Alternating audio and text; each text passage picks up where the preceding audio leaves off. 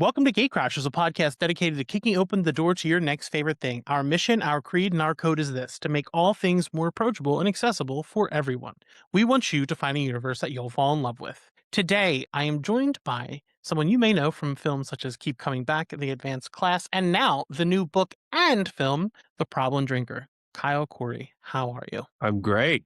Great, amazing intro. Thanks for having me. I think I've been more excited for this interview than I have for many, many interviews because we're doing it a lot differently. As it is called The Problem Drinker, we will be drinking during this interview. We'll see where we go, how we feel, and this is a first for me. Maybe a first for you. Yes, I've never That is drank on a invited. podcast Yeah. before. Yeah. So, what are you drinking? I am drinking some upstate New York beer, Hudson Brewing Company from Hudson, New York. Just Us New England style IPA. And I was actually reading right before I got on this. This is based on, I guess, local lore of like a family, like a couple that disappeared in Hudson. And what I'm sorry, they had mysterious deaths. I haven't dove deep into it, but anyway, so a New England style IPA Wild. with some lore, and then this is a Bronx Smile, my guy, happy hobby IPA. I don't know. Hold it a little higher with your hand just because there you go. Yeah. I talked about getting that a little bit in the book, and then Taconic Distillery bourbon. Look at the little dog in there. I'm a big proponent for bourbons outside of Kentucky. Often they're terrible, but New York does it very well. There's a number of New York distilleries that I really would recommend, and I got into this last night actually. So I've already tasted it. I'm sorry. I got it yesterday, and then I was just looking at it, and I was like, but so I had some, but not much. But I can tell you already, it's great. So on my end, I'm drinking Alien Church Indian Pale Ale. Let me show you from Tired Hands Brewing in Ardmore, Pennsylvania. It's got a cool little skeleton glass on the front with like psychedelic tentacles. I've got a Cape May Brewing Company Cranberry Shandy The Bog. It's got a little mermaid on it, and I got it because it was a bog, and I think that's one of my favorite places to set most stories. And then, like, I stopped drinking like just casually. So I've started collecting bottles upon bottles of whiskey that people always gift me. And today I'm breaking into one called it's from Talisker Select Reserve Single Malt Scotch Whiskey, but it's Game of Thrones House Greyjoy. So I was like, it's just sitting in my cabinet. It's meant to be drank. So we're going to break into this. So I am going to pour myself some, and then I'm going to crack one of these as well, just because it's nice to have a little bit of a change. Wow. That's my go-to at bars usually is just an IPA and a whiskey neat. So I'm going to do the same. Are you familiar with the Citywide? I don't know if I assume all cities have Citywides. Uh, no. It's like a $3, maybe $5 now. $5. You order a Citywide in Philadelphia, they give you a tall boy and a shot. Every bar has a different one. Basically, you go in, you're like, hey, can I have a can I have? Why did I just blank on the name of what I'm talking about? Oh, Citywide. You go in, you say you want a Citywide, and that's what they give you. You take the shot, and then you slam the beer. One of my favorite bars ever, the Library in New York, after midnight has something, or they used to have it. I don't know if they still do. It's called the Pube, and it's a shot and a beer. Like it's a tall boy and a well of your choice. The bar where I got it originally doesn't exist anymore. It was called Connie's Rick Rack. It was probably as big as my office here. But every time I would go in there, they'd be having some batshit event. One time I went in, everyone was dressed in fully clothed. It was balloons for their clothes. It was a charity event for local queer youth, which was awesome. Another time I went, it was a rock, paper, scissors concert. Another night I went there and Rancid was playing, or a Rancid cover band. I can't remember which. I was pretty drunk. And then every time I've gone there, it was something different. And then COVID took my beloved dive bar. But now I have one closer here. So is that the one that you? That's Jay's. That's the one I've been going to since I was a youth. My grandparents actually went there when they were young. That is how old it is. So Wow. it's like they knew the original Jay from what I understand. But it's one of those places where anything can happen. One time there was a guy walking past me and he had I think it was on his wrist or something. It was 43 from Hitchhiker's Guide. And I was like, oh, that's super sick. And I was like, I love your tattoo. Dude's like, hell yeah, dude. Takes his whole shirt off and then proceeds to show me all of his tattoos in the middle of the bar, shirtless. And he had like all the whales and stuff on the back. And I was like, sure, I like that. And then he ended up working at a bar that my fiance worked at. So I was like, "Oh my god, I know that guy. Oh my And god. I can detail you every tattoo on his body."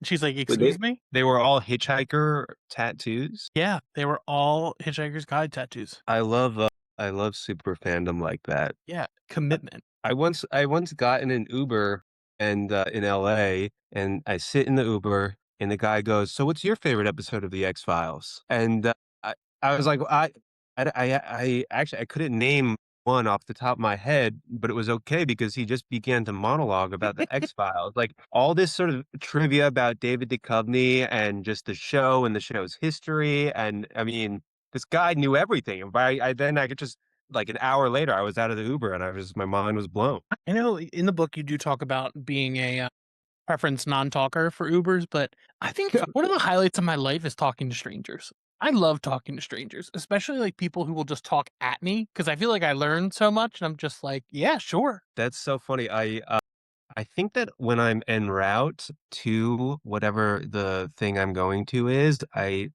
do not like conversation, but when I'm leaving the thing, like on my way home in an Uber, I'll share my whole life story. I like to hear theirs. We talk about like our opinions on everything. So I do love the late night Uber drive. Just in like sometimes we'll just put on music, we'll talk about whatever song's playing. I do like that kind of interaction, but for some reason I'm always in my head on the way to the thing, you know? I can feel that. I went to a thing yesterday, and I felt the same way. Like, going to, I was like, "Ugh," and then on the way back, I was like, "Yeah, fuck it, let's talk." Yeah.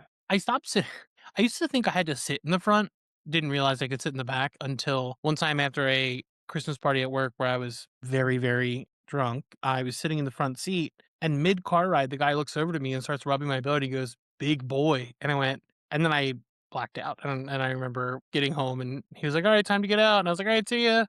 All I remember is him rubbing my belly and just going, "Big boy," and I was like, "Thank you?" Oh. I didn't know where to Yeah. go with that one. I was like, So "Listen, then everybody's got their own kink, so." that's like a that is a well, that is a obvious breach of, you know, driver, Yeah. passenger etiquette.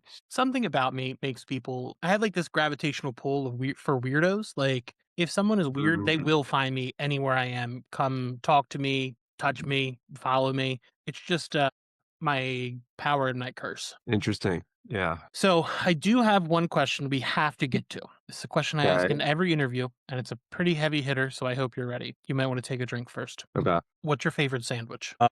I like, tuna salad sandwich. I mean, it can I'm very passionate about tuna salad. Are we talking about, like, what like, that you order somewhere or that you make yourself? Either, but now if you say you're passionate about tuna salad, I wanna see and hear what goes into this. It's the only thing that I'm good at making. And it's the kinda thing where, like, whatever's around the kitchen, like, if there's tuna and mayo, then I'll start getting creative. I'll see what spices we have, like, what nuts we have, you know? Sometimes I put fruit in tuna salad. Like, you know, you could put anything in Mhm. tuna salad. That's why I love it, and I love when you go to, like, you know, delis or sandwich shops. I love, you know, like CJ and I, we always drive around the country and we just go to sandwich shops in small towns and everybody's got their spin on a tuna salad.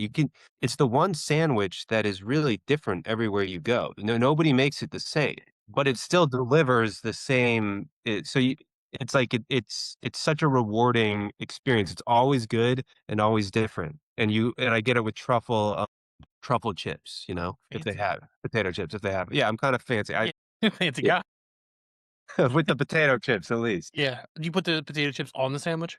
Are you one of those? No, but, like, with tuna salad, bits will fall off, so I'll use it like, I'll scoop up the bits, do Got you it. know what I mean? Yeah, I get you. Alright, so with that, we're talking about the problem drinker. What is your go-to bar meal? Like, if you're at a bar that also has a kitchen, what is your barometer? Like, how do you know a good bar based on this food? I think, like, bar burgers or something I really like, you know? So, like, the best bar burger on the planet is a bar I used to bartend at, in New York, it's called Ease Bar, and it's just a really fantastic, simple cheeseburger. So, I think that, like, if a bar is gonna have a food menu, then it's gotta have an amazing burger, and, the Ease Bar burger is not a smash burger, but generally, smash burgers are what bars do best, and, Mm. yeah, so does that answer the question? Yeah, no, it's I think that one's more personal. Like, it's, Mm, okay. what it on. For me, I would probably the chicken wings, but they're easier to do right, I feel, than a cheeseburger. I feel like a cheeseburger you can get terribly wrong. Yeah, I don't do chicken wings, like, I never have. Yeah, Yeah. sorry. No, that's fine. We can get you on the interview now. I mean, I'll do like, my friend Travis loves chicken wings, so I'll eat them with him, and he's very, like, he knows where to get them, and he's passionate about them, like me and the tuna salad sandwich, I guess, but so I'll enjoy it for the novelty when I'm doing it with him, but it's not something I don't have a palate for it. I can't tell, like, what's good and what's not good and what people, qualify good and bad when it comes to chicken wings. Interesting. But you can with burgers, so With burgers, I think I'm, like, an expert. that's good to know. That I will ask you before I go anywhere. That my fiance always judges me because like anywhere I'll go, I'll get a sandwich. Like I'd rather play a little safe and get a little weird at the sandwich choice I'm getting, but I know a sandwich is always going to be fine. Like I know it's always going to be good. Now, one thing I have found, and I this is not a phenomenon based just to you, but reading in bars. How do you do it? Like I would go nuts. Like I wouldn't be able to concentrate. It seems like you have some sort of method to madness to doing it, or you're just locked in. It's harder it's, like, harder the older I get. I used to be very good at it. I mean, I could spend hours just reading in a bar. Now I bring the book and it's, like, comforting to have it there, but more likely I'm just, like, sending reels to friends and, like, photos of what I'm drinking. So I'm trying to get it back, but, I don't know. I do think that, like, you go to bars alone? Tell you honestly, I have only just started going to movies by myself in the past couple years. Really? Yeah, I'm someone who is a very social creature. I've never like not to sound pompous, but I've never had problems having friends and always like just having someone to go places with. It's like I'm more afraid to go somewhere alone than I am with other people. Mm. So that's interesting. I think a lot of people are that way. I go to movies alone. I prefer going to movies alone. I go to eat alone and I sit at bars alone. And I think that like it's a little bit lofty to call it like an art with like sitting at bars, but I do think like there is a culture of just like mainly just lonely people Yeah, sitting at bars, but, I am one of those people, and I love it, and actually, that's unfair to say of myself and any other mhm. barfly that they're lonely. It's just a nice place to sit and think. Yeah, I do think there is something I don't know if there's a better word for it, but like romantic about just going somewhere like a bar, sitting at the counter, getting a beer, and just like reading a book or just scrolling. Otherwise, you're just sitting on your couch. Like, why not do it somewhere new? Yeah, Uh, exactly. yeah. All right. Maybe I've always been just afraid to. And the problem is, like, I'll go to places and I'll just meet new people. Probably a really good way to just do that and just enjoy solace while meeting. I don't know. You, Yeah, I meet people at bars too. There's a whole, like, culture too of just chatting with folks at bars, and, like, people who do that can kinda recognize one another, yeah. And and then you're not going to like Applebee's. Like, I feel like if you're sitting at Applebee's by yourself drinking, reading, then I might look. But like at a dive bar or like just a regular bar, whatever. I've been drinking alone at an Applebee's with a book plenty of times, my friend. Do you feel different when you're at the chain Applebee's down in Dollar Margaritas or No, I mean, I can find something romantic about any bar on the planet, you know? Like, when I think now I'm thinking about, like, my brother and I, and this is not going alone, I guess, but, like, we had just the best time ever at a CPK, like, in El Segundo, and it was just in a mall, it was just a California pizza kitchen, and it was as oh, corporate as it gets, and we just sat at the bar having white wine, and it was I mean, now I'm thinking I have to write about it. It's like the most that was probably the best night of my I think that's a sorry, the CPK, I was like, "What the fuck is this?" Oh, I was like, fancy life. man. It's California Pizza Kitchen, you can't say the whole thing. It's I haven't gone there in so long. Yeah, It I guess anywhere could be a good time. I come from a background of no one has ever said Dan McMahon has had 1 or 2 drinks. No, like, if Dan's like, "Oh, I had a drink," I have been told that line, like, I'm a liar. I'm like, Mhm. "Alright, I can't I'm either it's all or nothing for me." So I guess it could be fun to get a little weird at Applebee's. I think it's fun anywhere. I do think it's unfortunately, it's like, well, like, less and less people are doing it, I think. Do you know what I mean? It's like Yeah. so you do end up becoming just you're the weird guy sitting at Applebee's with a book, scrolling on your phone, you know, Eh empty beers all around you. But fuck it, I'm gonna keep doing it. Yeah, dude, listen, if Applebee's is your vice, that's your vice. The beer's all around. I had a buddy in high school whose dad, we'd come home sometimes, and he used to drink around like a oil barrel, like he'd light a fire in there. There's like no oil in it, but he just used to light fires and sit in the driveway and drink. But one time he came home, there was bottles and like cans all over the his driveway, and we are like, "What's going on?" He goes, "Oh, I like to spread them out so your mom doesn't think I'm drinking by myself." And I was like, "Yeah, all right, you win. That's a Really? really good philosophy." We all do sort of weird things like that to Do you hide the extent of our depravity. do you write at bars at all? Like, I know you mentioned the free write. I do want to hear about that later, but like, is that still something you try to knock out when you're at somewhere like that? I think that, I definitely did with the problem drinker. I still do that. I don't like I haven't been possessed in the way that I was when I wrote chapters of The Problem Drinker in bars since that, but I do what I've been doing since I've been going to bars, which is I'll take, like, a notebook, like, something like Mhm. this, and just, like, I'll just, like, write, fragments down, like, little just observations or just thoughts, and, yeah. Yeah, and again, it's this the phone has just destroyed my brain because, like, I more often than not, all I'm doing at the bar is looking at, like, memes and sending them to people. Is the nature of the beast, I think. Yeah. With bar culture. Mm. So what is like your etiquette if someone's like sitting near you? How do you gauge if you can just strike up conversation with them? Like what kind of body language do you look for to like be like, "Oh, I can be friends with this person." I think it's like, I wonder if I can even recognize what it is because it's just so intuitive. I think, like, it's I don't know, it's just something even just, like, a tilt of a head would suggest conversation. I don't know, like, I don't know. It's almost like the drinking inspires whatever it is because 'cause you're sitting there and then you Yeah, just an idea occurs to you, and then you turn to the person and you're like, "Have you ever noticed that on the wall there? Like, have you been coming here long? What do you like, what are you drinking?" I don't know. I like that. I mean, it's always a good any indication is just like may as well go for it. And I think Right. it's bold to do something like that, especially in places where people might just want to be alone. Um, I think it sometimes is like they want that, but do they really want that? Yeah, and if you stay long enough, it's like there's a waves. There's like, and then, you'll be chatting with somebody, they'll disappear, but then a few hours later, suddenly they're there again, and, I was at the library the other day, and there was, like, a guy who's clearly been going there, like, for years, and he's like, "You come here often?" And I was like, "Yeah, man, I'm here all the time." And he's like, "Hey, wait, I recognize you. You're usually sitting in the booth back there." And I was like, "Yes, that's where I am." That's awesome. That's when you know you're like a staple. Like Yeah. I used to go to Jay's so much that I would always be in the back right booth, and even now, like waitresses still remember me when I haven't even frequented there in the past like 7 years. So it's like one of those you made an impact kind of Right, yeah. personalities. Yeah. The My friend Scott and we always joke because the library, we've been going for so long, but still we don't get free drinks, any free drinks. So I don't know. Is the library an LA bar? It's a New York bar. Okay. Library. Yeah. Oh, it's one of your yeah, it's one of the ones. New York. I just want to see it.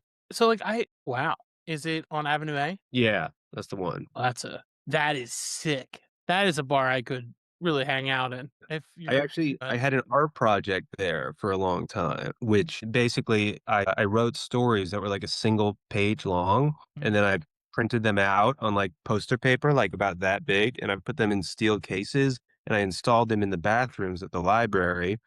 And I would leave them there over the course of like a month, and people would graffiti on them and like add stuff to the story, respond to the story, and then I would show them in art galleries. that's so sick. You've done quite a lot, it sounds like. What is a medium of art you want to return to? Like I know you're writing, I know you're acting. What is something that you like an art project like that? Like what's something you haven't gotten to do that would make you happy to return to? I think I would like to return to the visual arts at one point. I think that that bathroom series was really cool, and I think that I want to return to doing that and then expanding on that. I like that. So one thing that has come up through the book a few times and a conversation that I had with CJ before this when we talked about you so I could get introduced, aliens. What are your thoughts on UFOs? Like what do you think they actually look like? Well, I've seen a couple. What was the like the describe it? Okay, so to quote, by the way, like a common UFO saying these days is like, "I don't have the luxury of disbelief any longer because Mhm. I've seen," and so to sort of set the scene, at the time, CJ and I were living in LA, and it was about 11:30 at night, and I was letting out the dogs, and I'm very much into UFOs, so every night when I let out the dogs, I look at the sky hoping to see one. This particular night, I'm looking at the sky, the dogs are peeing, and I start to feel very just chill, like just super chill. And then suddenly I have this sort of like epiphany where I'm like I don't have a care in the world. I'm just okay. And that's very rare. Like even in this moment right now, I'm anxious about something on some level. In that moment, totally clear. And in that moment, I'm looking at the sky and a giant V-shaped craft appears. It has a row of 5 lights on either side, and it's just silently shooting across the sky. I start shaking and I start yelling CJ's name, and I'm like, "CJ, CJ, you have to come outside. Come outside right now." She runs outside, and she's like, "Kyle, stop screaming. We're in the summer." And I'm like, "Okay, I'll stop, but you have to look." And it's weird because it's almost like she's compelled not to look up, and she's like, "Why are you yelling?" And I'm like pointing, and as I'm pointing, the V-shaped craft starts to shimmer a bit, and then its body starts disappearing, and I see like the outline of the V, but through it, I start to see stars. So it's become like translucent and then it's gone completely. And I run outside the front of the house. I can't see it. I come back inside. I draw a picture of what I saw and then I instantly tweet about it. And then a guy responds to my tweet and he says, "It's really crazy you say this. Look at my feed from a week ago." A week ago, he had posted a almost identical story of seeing something like that and becoming strangely calm before the sighting. That is, like, something you hear is the calm. Yeah. What's the one ranch that, like, is so many Skinwalker Ranch, like, you hear a lot of those Mhm. stories, people just feel calm before they see anything. Yeah. The alien thing, I'm full tilt in on. Like, I'm very much what'd you say? Have you seen something? I have not, but I am of the belief that the universe is far too long and far too wide to not be anything else. Why are we Mm, special? Ghosts, I've had experiences, but I don't believe the experiences. I think there has to be some logical explanation for those ones. My fiance, big into the supernatural. I just don't, none of it. I would love for cryptids to be more findable. I wish it, well, I mean, they're cryptids for a reason, but like, I wish there was more evidence to persuade me because I live in the towns where the Jersey Devil was. Like all the stories you hear about the mm. Jersey Devil are here. Like it's just this area. And supposedly he was shot out of the sky in one of the 2000 years, and he hasn't really been seen since. So like that makes me want to believe. I want to believe. That's my stance. Me, your Uber driver, Hmm, and Data the Covenant just want to believe because it would make things so much more interesting. but I'm curious you said you've had experiences, but you don't trust them. So I'll tell you this one, and a couple parts I have to cut out, and I'll tell you them afterwards. The beginning is it's a snowstorm. I am behind a Vanderbilt mansion, which where I went to school, and I am being in the snow. The snow is up to my knees, and I turn around. Something makes me want to turn around to see what's behind me. I look up into one of the windows of this mansion where there's a woman standing there, all in white. And there's no lights on in the building. The building is locked. And I'm like, oh, it's probably a sorority doing some weird ritual because they all wear white in these rituals. And I look and my meat's in my hand. Like I'm looking at this person. I'm like, I turn back around and finish my job. And I go back and I talk to one of my buddies. And I was like, dude, did you see that girl up there? And he's like, where? He's like, I was like in the building. He goes, the mansion's closed tonight, dude. Like public safety has already done the rounds. That's why we're out here. And I was like, what? And he was like, was it a woman in white? And I was like, yeah. And he goes, that's the woman in white story is that one of the Vanderbilt daughters was schizophrenic, so they locked her away. And under the campus there was and is tunnels so she could get between the buildings, but like they kept her locked away. Supposedly this ghost is her. And I saw her and she was gone when I turned back around. So, it's just like it's one of those things where it happened. I wasn't even drunk. I was fully sober. I saw Yeah. it and I was like, it could have been, but that's it's hard. It's like I want to my this is another one. So, I not again, I don't believe in the supernatural. Because like I don't think I want to. My mom always has these weird dreams and she I always just thought she was a kook. One day we're over at a friend's house next door and she comes by to say hello and she sees this friend of mine, friend she's never met, a friend she's never seen on Facebook. There's no way my mom could have knew who this person was. She goes, "Your name's Randy, right?" And we all looked at her and were like, "Oh, fuck, here she goes." And he's like, "Yeah?" And she's like, "This is very strange, but your aunt came to me a couple nights ago and told me to tell you all this." Like, she told him a bunch of stuff, and he's like, and after she left, he's like, "My aunt died like the day that she said that she came to her in a dream."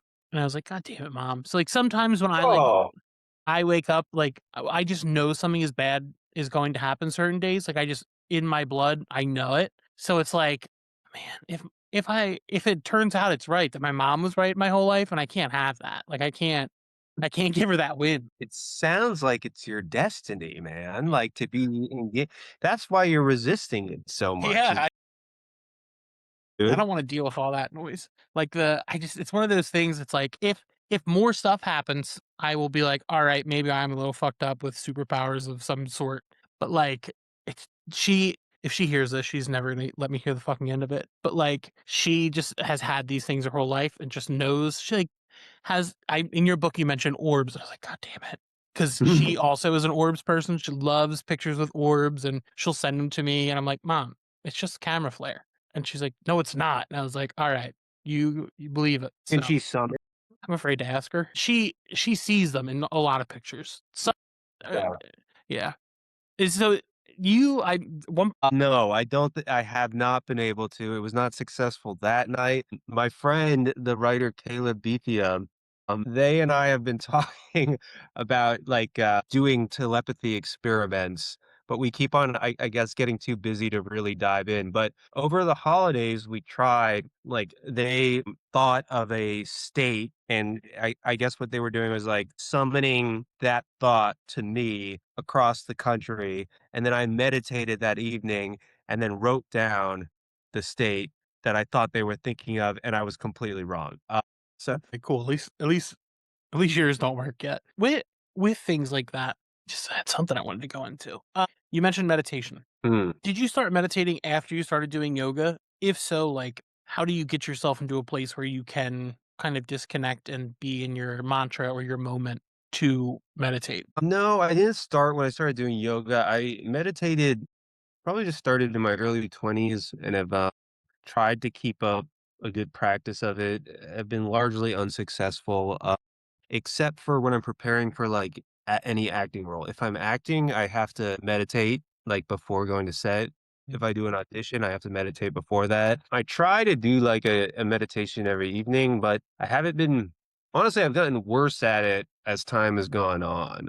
In my 20s, I had a cool practice. I would hang out with this dude I grew up with, and, like, we would go to bars, and he was like in hindsight, he probably was not drinking very much because he was like a finance dude that then became like a Buddhist and like was just like got rid of all worldly possessions and all he cared about was meditation. And so he would talk to me about like his practice with the hopes that I would get into it. And I did to a certain extent. But I think on the whole, I'm a pretty like shallow, like I haven't gone deep, but I wanna go deep. I'll have beautiful epiphanies every once in a while, but they're very brief, and I know that I'm on the precipice, and I really wanna kinda open up to the vaster, stranger space, but I don't know. That was I don't know what I just said, but No, anyway, does that I think it does answer my question. The meditation is I feel like it's a hard thing to get into, especially when you can't just clear your head like a flip. I if you were doing it regularly, maybe it would help, but like I've never been able to even tap into that world. I just tried to get a you know how yoga mats are? They're slim and they're not super short. I'm 6'3" and built like the boulder from Indiana Jones. So I saw that someone made a extra large one that's like a 4 by 6. I was like, "Oh shit." Mhm. I was like, "I can start doing yoga and not like want to die." So that's my next big mission is yoga. Hell yeah. Yeah, dude, you're tall. Yeah, me too. I mean, I'm 6'4", so we're, Jesus. yeah. Yeah. That's a yeah, it's like with a mat, if my foot goes off it, I'm gonna fall. I'm gonna eat shit. There's no way I'm not. 'Cause I've done it before. Cause I worked in the fitness space for close to 8 years now, so I've done mostly everything, but, like, none of it's only weightlifting has stuck with me, the rest of Yeah. it but yoga, I wanna get into because I feel like it'll help. Think that all these things like I feel like I think very locally. So when we were in the desert after the fires. Not to like give a spoiler or whatever with the book, but when we were living in the desert, it was very natural to have a great yoga practice. On the East Coast, I like embody my New Yorker self, and I'm like, I'm not gonna fucking yoga. Like, what the fuck? So I don't know. It's just very place specific. Like you, weightlifting is the one consistent, and then running. I like running, and but I've kind of fallen out of the habit. Now I'm just lifting weights, and I mean I like Love lifting weights. fucking fun, dude. And you It's feel great. you Like feel great. It's your own like it's like meditation for yourself. It's just like pick up big thing, put big thing down. It's awesome. yeah, exactly. Uncomplicated. It's just like I was doing CrossFit for a while because that's what my company was, and they're like, do a snatch and clean, and they're like, woof, woof, and like over the I'm like, fuck that. Like, give Yeah. me something real heavy and I'll just sit there by myself for a while and don't talk to me. That's my biggest thing is like, this is me. I don't even look at me. Pretend I don't exist. I read a book recently. I think it was Flat Earth by I can't even pronounce her name, so I'm not going to Mhm. pronounce it. But Flat Earth, and she's talking. The narrator is talking about a guy that she's seeing, and she talks about how he has the kind of muscles that suggest he, picks up heavy things. It's like practical muscles. Yeah. He's not. It's not like a beach body. He's picking up heavy shit. Yeah. And I was like, "That's cool." You know what I Yeah, mean? that's the stuff. That's Especially when that's you the can, like, stuff. do feats of strength that people aren't expecting, and you're like, "Whoa." Yeah. That's that's the best feeling. Now, you mentioned the fire and you're moving around. One thing, and I'm sorry to bring it up because it is such a cool place, but mother's office, Yeah. was your pool house. In Yeah. your book, you do mention that you hung out there with Chuck Tingle and their partner, and Chuck had the mask on. You've had personal interaction with Chuck. Is the mask an always thing? It's an always thing, you So know? cool. Yeah. Love But committing. It's just damn.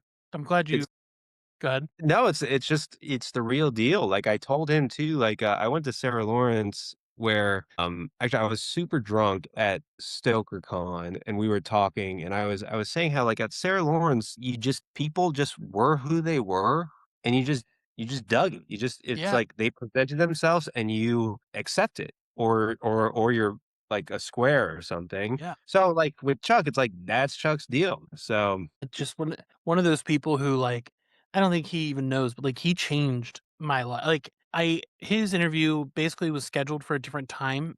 The the publicist or something didn't let him know or didn't get in time to do it, so he showed up, and I wasn't ready. I didn't have anything ready. I just had my heart and, like, all the things I wanted to talk about, and I did the whole interview, and at the end, he was like, "That was a really good interview," and I was like, "Thanks," because I did that all from the heart of my sleeve. Like, I had nothing prepared. He's like, "Do that from now on. Don't prep, just you're good at this and just do it." And, like, that's why I can do this right now.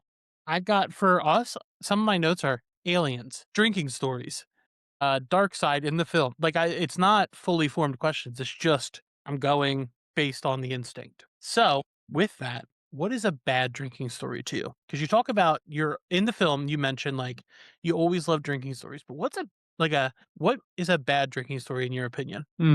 I don't think there are any because I think I've been thinking about this quite a bit with my novel that's coming out, and I was just working on the final edits, and it is a novel, so it's fiction, but a lot of the material that's in that is inspired by things may or may not be inspired by things that happen in my own life. And some of those things are very painful, just as some of the things in Problem Drinker are really painful. And in the retelling, in the writing, I'm still romantic about them. You know what I mean? It's like there's no like there's nothing too dirty and complicated and problematic and painful that I think would make a bad story. So I don't think there could possibly be a bad drinking story. Short of Jeffrey Epstein, if he was drinking, that's a bad drinking story. I don't want anything to do with that Alright, drinking good story. good to know that the line is drawn. Yeah. Yeah, yeah. Alright. So I feel like there is a line, but I think I'm Mhm. just only speaking with in my own experience Yeah. where yeah, so I'm not excusing monstrous behavior. I'm glad you cleared it up. I didn't want anybody making any accusations against you.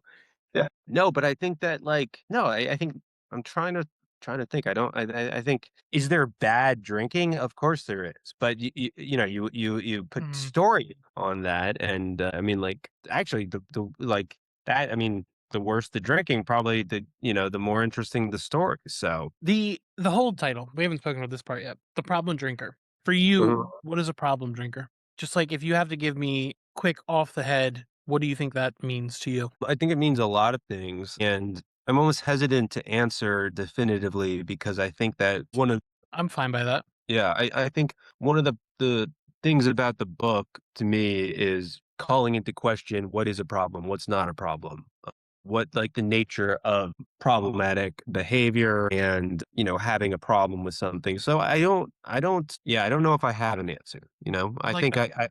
yeah, I think it's more interesting. There's the question of what do we really think is a problem, and I think that there's thresholds for every individual based on their own experience with themselves and their own experience with others. And I think that, everybody will have their own answer to that. That's incredible. Something that I really loved about your book is that I found myself, and I don't typically do this, is I'm like highlighting in my Kindle. Like I don't usually read digital. I usually write in my book straight up. But there's one thing that I wanted to talk about since I read it is the Kouri method.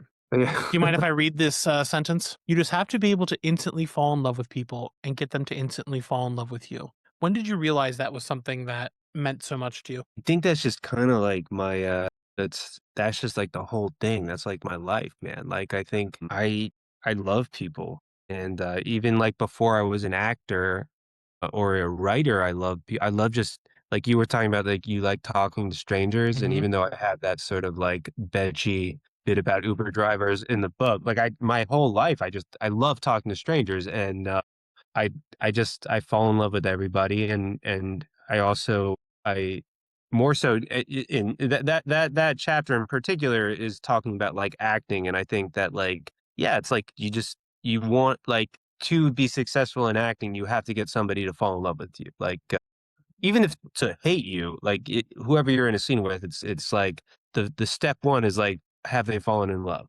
and that's when it gets good. But I think that that even extends to our conversation about talking with folks at the bar. It's like it's just like how to have a good conversation with somebody at a bar is just like fall in love with them. It's like, Yeah. and then and then very quickly you'll learn whether they've fallen in love with you too. And Yeah. and then if not, then usually the conversation ends.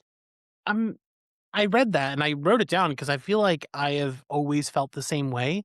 It's just that I love humanity. It's just like I love the human experience. I love getting to, and that's why I think this book was so special to me and I didn't want to finish it, is because it is just a really interesting portrait of the human experience, because you and I are very different people, and I feel, and it's hard because it's the parasocial nature of a memoir. Is like I feel like I know a bit about you, but more so when I originally brought this up with CJ, I was like, "Hey, I know your partner has a book. Do you mind linking me up? Because like I love the concept of it." She mentioned that it was interesting to her that it would be a conversation with someone who has had many conversations with her, like she and I have had, but also then to go read your book. Going into yours, I had just read Headlights. I finished literally the day I started yours. There's a character in Headlights who is has to be grafted from your person. The aliens, the kind of, he's so unabashedly likable. So it's very interesting going to your book after having experienced that and knowing like he kind of came from you, and just like reading that, I'm like, oh, I see it. When you talk about the aliens or people wanting to talk to you about that. Another question for you. The rocks. Are you still doing them? You talked about you were carrying like stones in your pockets. Yeah. Are you still a rock guy? Well, it's so that all started for a number of reasons. I read a book about like keeping special objects around and like See, in, yeah, that's beautiful. she will not leave. She was just engraved in my shoulder. So this is I'm just giving up. What's her name? This is Corey. Hello, Corey. Yeah, close. Corey, I think Miriam's in here somewhere, and then our Chihuahua was in here, but I don't know where he went. Then we have a dog, another dog as well. So sorry, she's No, gone. we're What were you gonna say? yeah. So I just I read this thing about like endowing objects with like meaning, and And so I started doing that. And anytime in my life that I've ever become spiritual in any way, I think has come from a place of like needing to, like whenever I'm having a hard time, I like turn to stuff. So I started carrying things, and then we lost someone in our lives who was very big into rocks, and so I had some rocks of his, and I carry those with me, and with those specific rocks, I think that like what he and his family intended is that just whenever there was the right place for them or the right person to pass that along to, kind of pass Mhm. the object along. So I kind of carry those with me with the intention of furthering that meaning. And then I have all sorts of weird objects that I just kind of carry with me and put on my bedside table. And just I think the act of endowing something with meaning gives it meaning, and I think that can just kinda help focus your own thoughts and intentions, and yeah, I've spent some time in the California desert, as you can tell. I'm also a big trinket guy. I love having some sort of object on me. I wear headbands pretty much all the time. The one time I'm not wearing is right now, but it's just like there are pieces of me that I want people to remember. Like it's just like Mhm. even if it's just for me, like I have like coins all over my desk. I've just got like things I keep. I don't know how nerdy you are, but I have a platinum chip from Fallout New Vegas on my desk. Like I've got Nice. yeah, I've got, like, the legitimate coin, the audience at home can see. It's like the real chip from the game. I got somebody made them on Etsy or something, and I was like, "Yeah, I want that." Because for as long as I have been working from home, I have been trying to learn how to, flip a coin between my fingers, but I have fat fingers, so it doesn't really work. Can you do it at all or no? I can see if I can. Maybe after a couple more drinks, I could do better, but it's just like one of those, like, small things. I love having something to, like, keep my mind focused, and I think the rock thing was I've got rocks on my desk too from an old coworker whose mom sent them to me because they were special rocks. Crystals, did something. I don't remember what they did, but I've always kept them just because if they believe they're good luck, then they're good luck to me.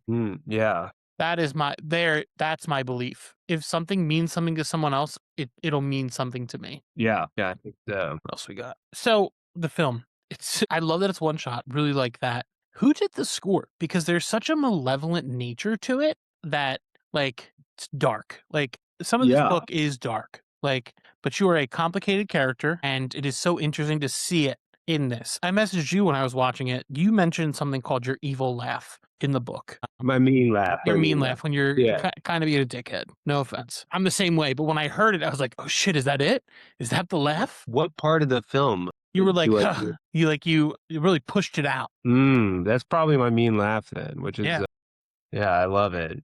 Cool, that means that then hopefully, at least in that rings moment true. of the film, I was acting well, I was acting good. Yeah, Uh, good. I really enjoyed it. I was like, "This is." And was this your choice to make a movie for the book?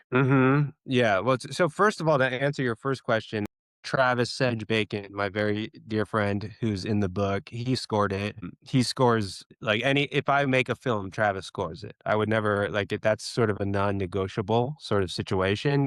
And I do it just because he's my friend and I love him, but also just because he's the best. And it doesn't matter what you bring. Really good. Yeah, Yeah. he's the best. He's literally doesn't matter what you bring, it will be amazing. Like you mentioned the advanced class, very different kind of Mhm. film. He scored that as well. And it's like, I mean, like, entirely different flavor, and he knocks it out of the park. When it comes to having made the film and why I made it is I've always been obsessed with book trailers, and in in particular, a friend of mine and a former teacher and a former coworker, actually, well, coworker is James. He was an employee, I was an intern. This guy Adam Wilson, he's a great writer, and he wrote a book called Flat Screen and made a book trailer for it, and it's an amazing short starring Paul Dano, or I never is it Paul Dano or Paul Paul Dano. Dano? Paul What? Dano. That's Yeah, I think wild. yeah, so I think they're friends or something, and, so Paul Dano stars in it, and also Stoya, who is a writer and also a porn actress. I don't know if you're familiar with Uh, Stoya. I've heard the name. Okay, anyway, so her and then, Lincoln, Mitchell, who is a writer. I think I'm pronouncing his last name wrong, but anyway, it's a great cast of characters, and it's the funniest 5 minutes I think that have ever existed in the literary world. You should watch, it's on YouTube. And so now, like, literally, like, if we were in the same room, the next step would be I'd be like, "We're watching Yeah. this book trailer," and I should it liter when I'm hanging out with people, I force them to watch this book trailer. Anyway, so he made a book trailer, and Gary Steingart, another great writer, also a professor at Columbia, he's made several book trailers, and his are, like, major productions, he's had tons of actors in them, like Ben Stiller was in one, James Franco was in another, like, Gary Steingart's like a man about town, so, like, Yeah.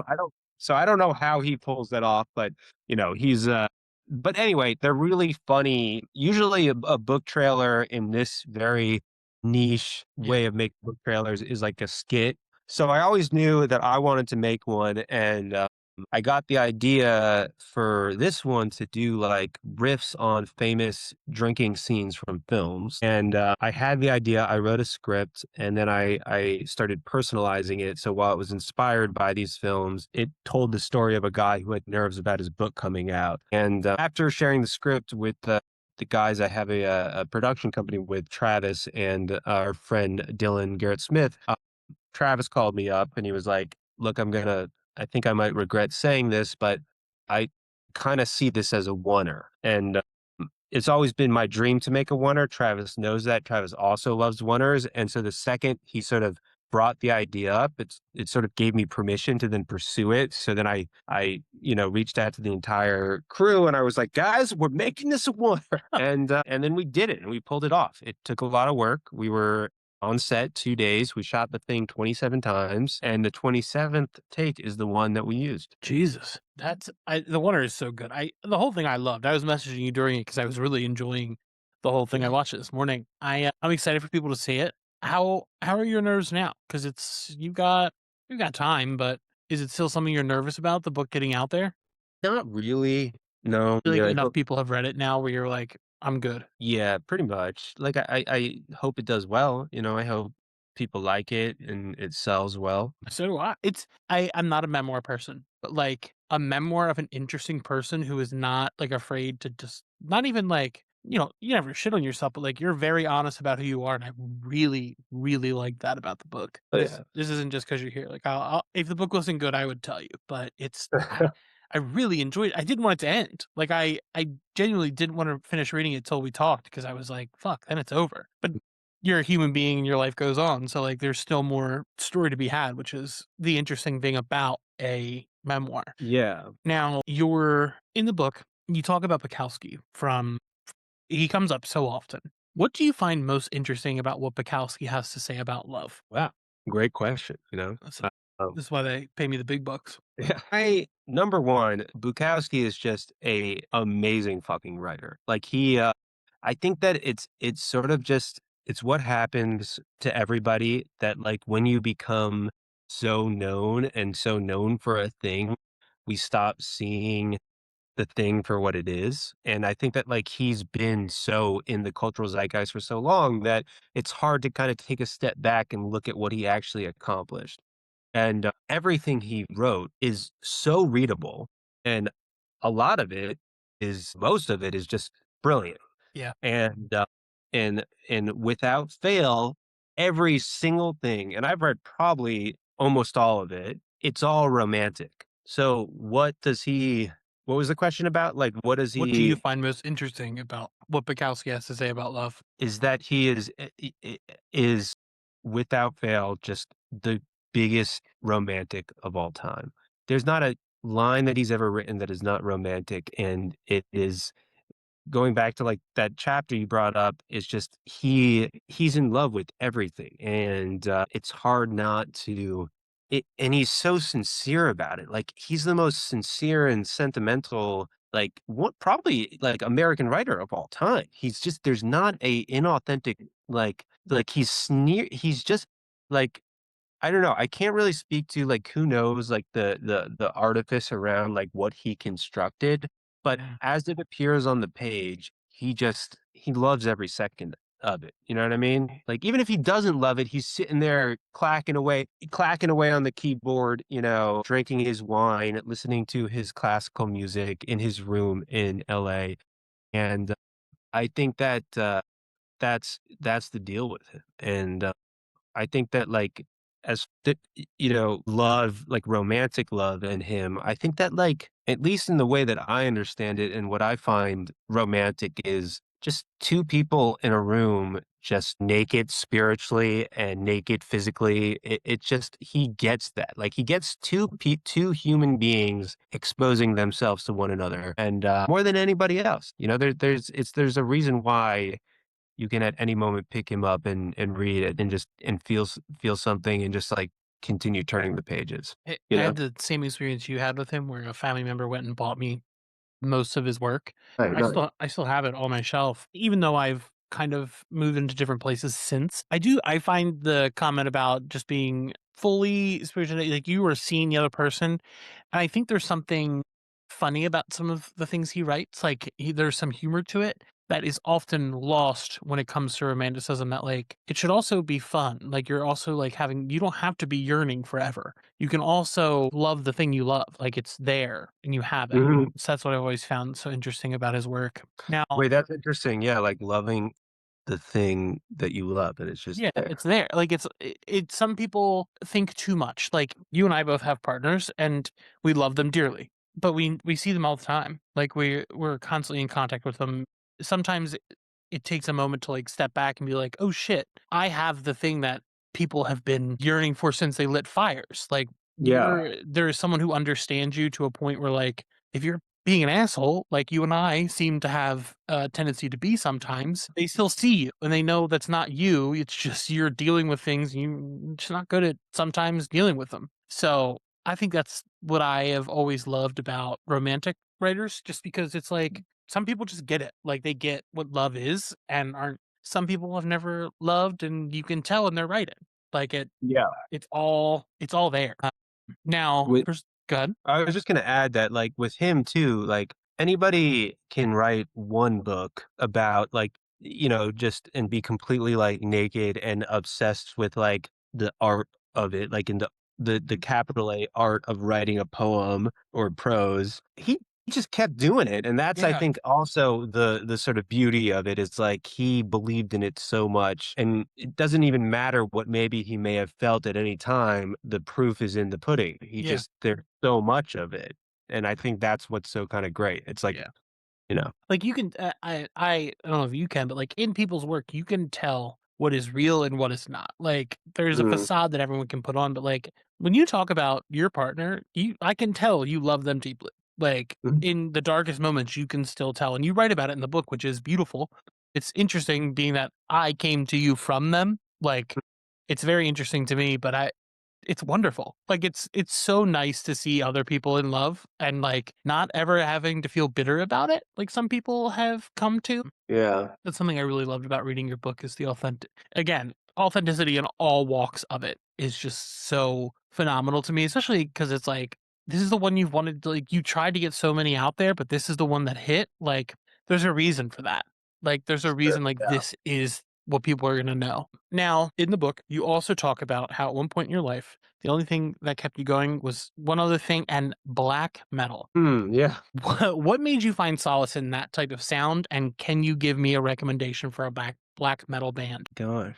I think that, like, at that time, you know, I was working a lot with, Travis and Dylan with our film company, and they're like as when it comes to, like, metal and punk, they're like the Mhm. real deal, you know what I mean? I'm like, I'm a Poser. punk rocker, but Yeah. I'm not, you know, I'm not a po yeah, I'm a poser. I'm a poser, you know, but, Okay. they're the real deal, and I think that, like, I always when I hang out with them, I kinda get giddy because I feel like, oh, I'm hanging out with, like, real Real punks, you cool know, guys.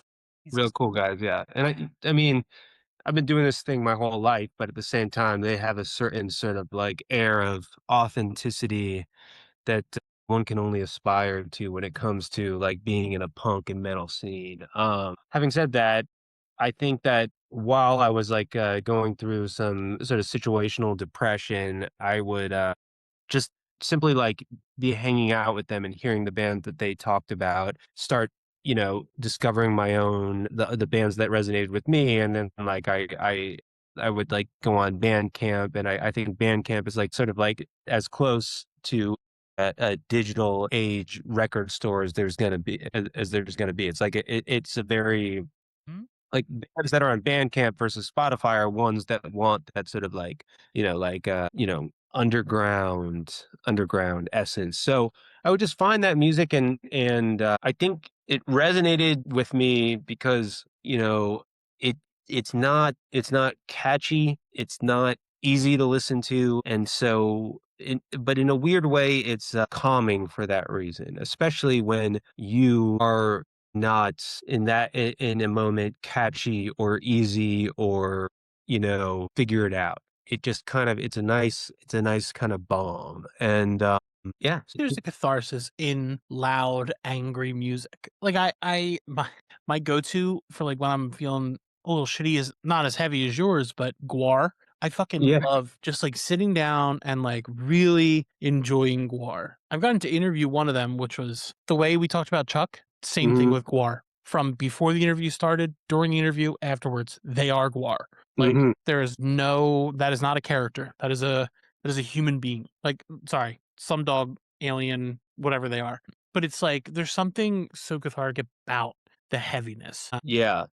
Actually, I was hanging out with Chuck, and Chuck loves like heavy music. And he was talking about how it's just like the intricacies and the atonality just calms him down. Yeah. And, you know, I don't, there is something about it that it's like it's an acquired taste for sure. What's your actual like? What is your actual music taste? Just because I know your partners, but what is your like? It's something that CJ's music choices for all the books is something I really like.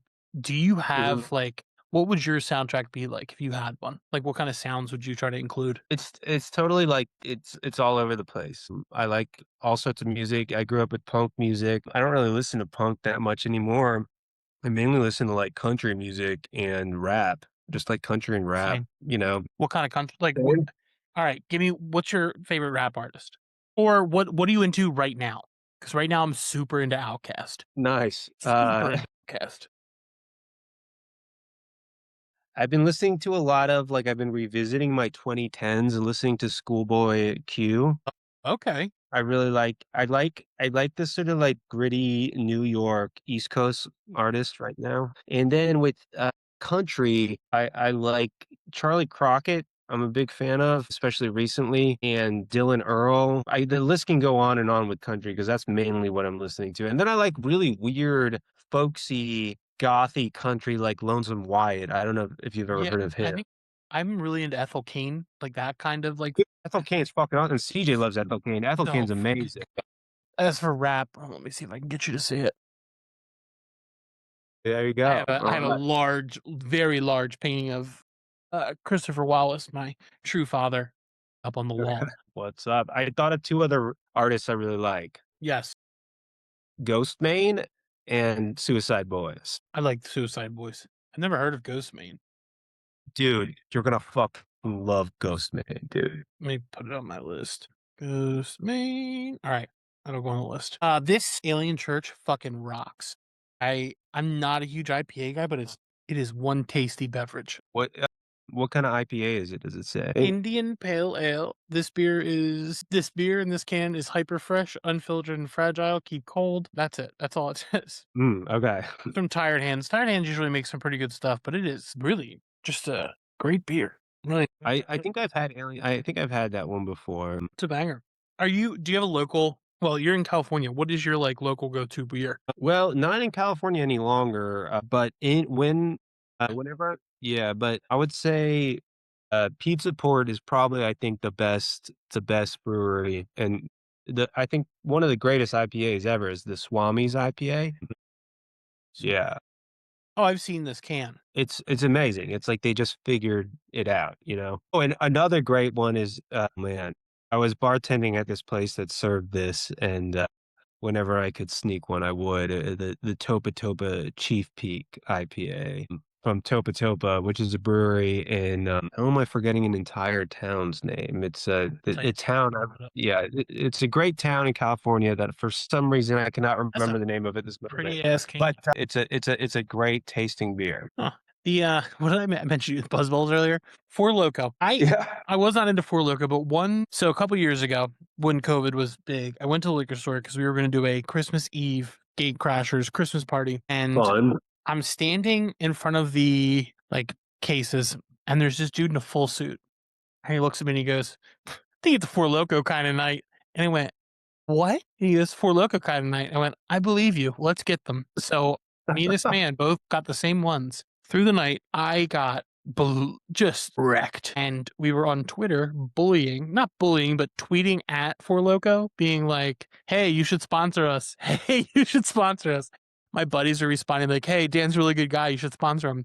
The next morning, when we're all waking up thinking about the horrible things we had done, they had responded like, "Whoa, whoa, chill out. We'll have a meeting. What is you?" And then I got to have a professional meeting with Four Loco over it. They had just passed their whatever you call it, the budget for publicity, but I got to have a meeting with them, so I'm loyal forever. And it's delicious. They're delicious, delectable beverages. I don't know what's in them. I don't know if it's literally just pure iron and nickel or something that's going to kill me, but if that is the way I go, I want to go that way. They took a meeting with me. Yeah. That means a lot. That is very that's legendary, man. Yeah, that was a it was, like, way back when we were a lot smaller. Like, now if I did something like that, I'd be like, "Okay," but this is when we were, like, tiny. So it was nice to, like, someone gave a shit, and I was like, "Alright, that was really cool." Four Loco cares, man. They do, and that's why I'm a Four Loko guy forever. Even I'll be the grandfather at the cookout, like, just drinking a Four Loko. Everybody else is having beers and stuff, and grandpa's gonna get in that fucking bounce house and suplex some children. One thing I know you have a passion for is bookstores. Used bookstores especially. You have the Instagram that you run together. For you, what is a bookstore that made an impression on you? Like, what you went somewhere and it left something that changed you once you left that place. I mean, there's so many, so it's a bit hard to pick one, but I'll just pick a recent one because we are in upstate New York at the moment. I went to a town called Saugerties, and there are two bookstores in Saugerties that I love. One is called Inquiring Minds, which is an amazing mix of new and used books, and then there's Our Bookstore, which is a used and rare bookstore. And a great bookstore is kind of like a great bar or a great restaurant or a great hotel. It's got character and it's just got something. It's just you can feel the history in it. And Inquiring Minds, I think, just an amazing selection of,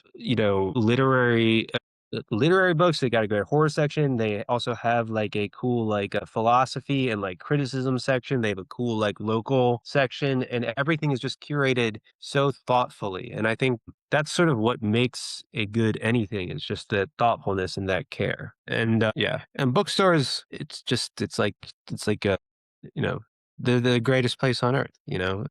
It's just Spent a lot of time in like Barnes and Nobles and Borders in my life. We just got a local horror bookstore called Thrilladelphia.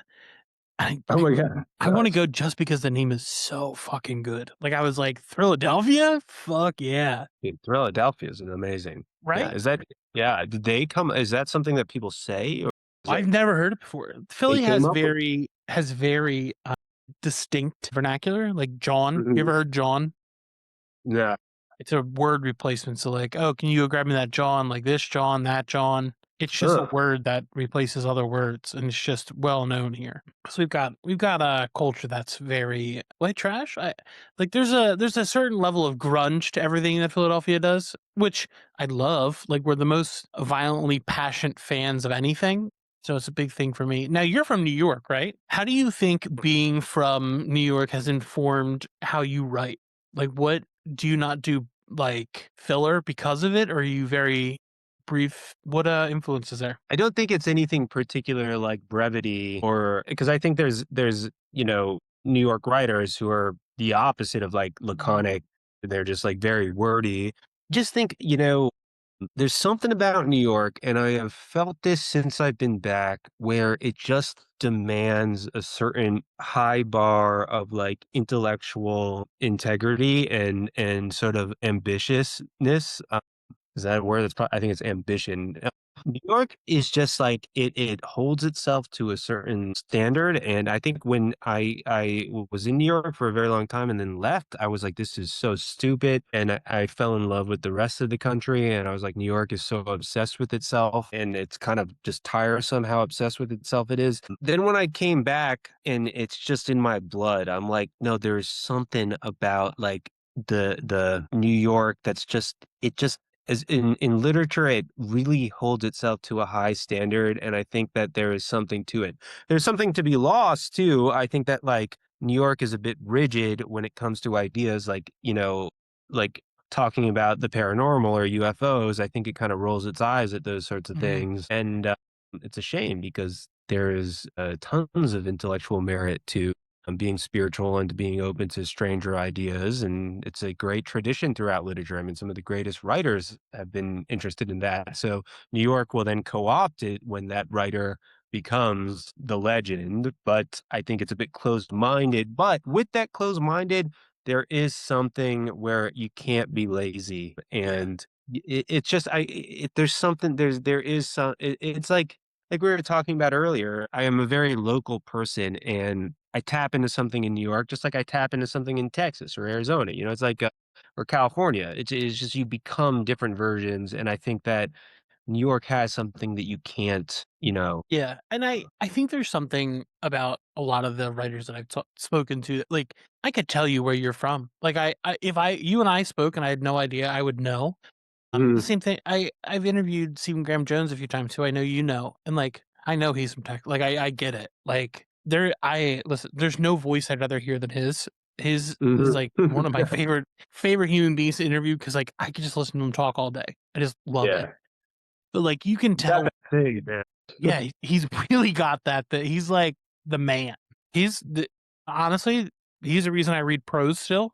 Like, he got me back into it, and I've been here since. So, very thankful for all of these people who inspire me, and again, it's hard for me to do these interviews sometimes because, like, I am very passionate about everything I do, and, like, when something inspires me, I want them to let them know, but then it sounds like I'm fucking kissing ass or sucking toes or whatever you have. Like trying to make them feel special, but like legitimately, art inspires so much. What is a piece of art that has inspired you to do what you do? And like a movie, a book, or just like a piece of art, like what is something that has pushed you to express yourself? There's like a few that come to mind. I think Henry Miller's Tropic of Capricorn. I think it was probably one of the most important works of art for me.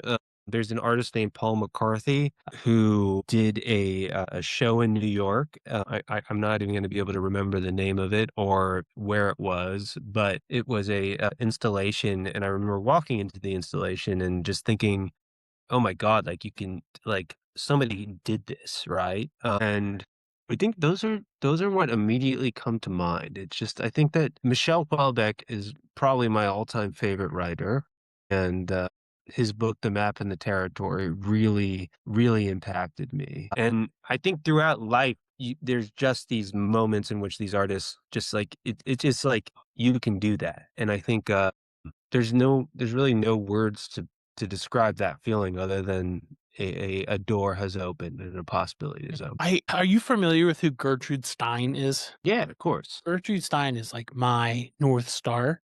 I just Okay, cool.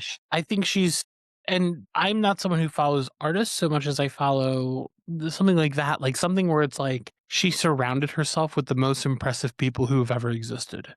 And she Yeah. also was just a force of personality and all that kind of stuff. Like that is what I have strived towards. So that is the kind of stuff that inspires me. But it's so interesting to hear your kind of inspirations. I've written those books down so I can check them out because understanding the people I interview is really big for me. So I'm glad you're giving me those insights. Now, before we get to the finale, I'm Mhm. curious, what is a cocktail that you have enjoyed the most recently? What is your now go to? You have to think quick. You're at the airport and someone's like, hey, what do you want to drink? What do you say? 30 seconds on the clock. If I'm at the airport and and I'm ordering a cocktail, which I probably would never do. If I were to order a Howard. cocktail at an airport, it would be a martini, and it would be very dry martini. I would tell them to rinse the glass with vermouth and then pour the vermouth out, and then just put really cold gin in a glass.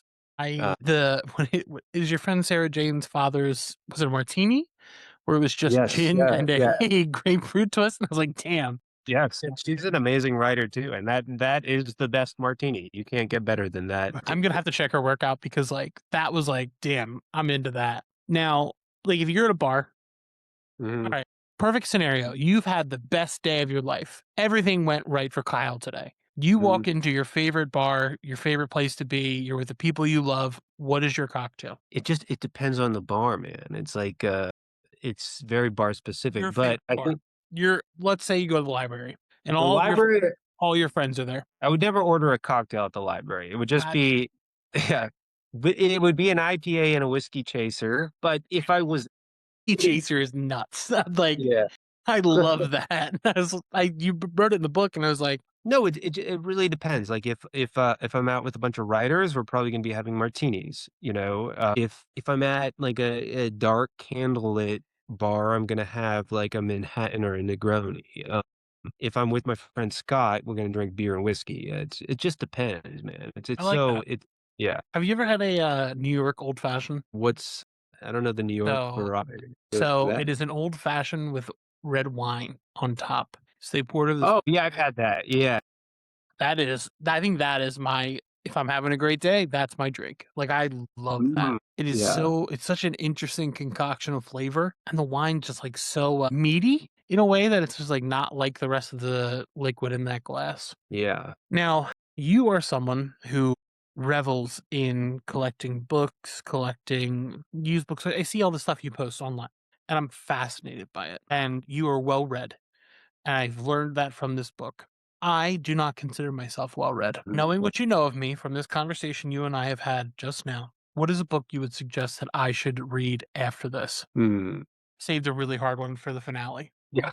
This is probably gonna be, like a it comes to me late tonight, and then I have to, That's fine. like You know where I'm at. You know how to find me. yeah, because I can't it's that's a very hard question, That's you know? listen, the more thought you put into it, the more likely I am actually going to read the entire thing once you send it.